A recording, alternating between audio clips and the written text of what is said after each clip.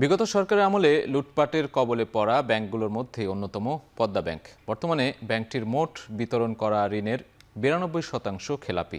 এমন অবস্থায় ব্যাংকটিকে একীভূত বা অবসায়নের সুপারিশ করেছে কেন্দ্রীয় ব্যাংক। আমরা একটু দেখে নিতে চাই পদ্মা ব্যাংকের হালচাল কেমন ছিল। সংকটাপূর্ণ পদ্মা ব্যাংক, আমরা বলছি ঋণের 92%ই খেলাপি।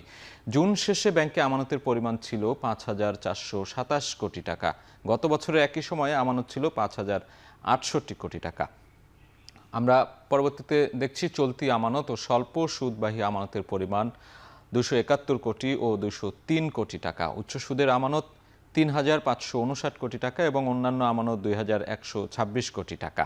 2025 সালে জুন শেষে ব্যাংকটির ঋণের পরিমাণ দাঁড়ায় 5,598 কোটি টাকা। আমরা দেখছি যে একটি বড় অঙ্কের ঋণের পরিমাণ এখানে আমরা দেখছি। গত বছরে একই সময় ব্যাংকের খেলাপি ঋণ ছিল 4,884 কোটি টাকা। অর্থাৎ আমরা দেখছি গত বছরের তুলনায় কিন্তু এই বছরে তাদের ঋণের পরিমাণ অনেকাংশে কিন্তু বেড়েছে। এবং বাংলাদেশ ব্যাংকের সূত্রে কিন্তু আমরা এই পদ্মা ব্যাংকের যে এখন বর্তমান অবস্থা সেটি জানিয়ে দিচ্ছিলাম।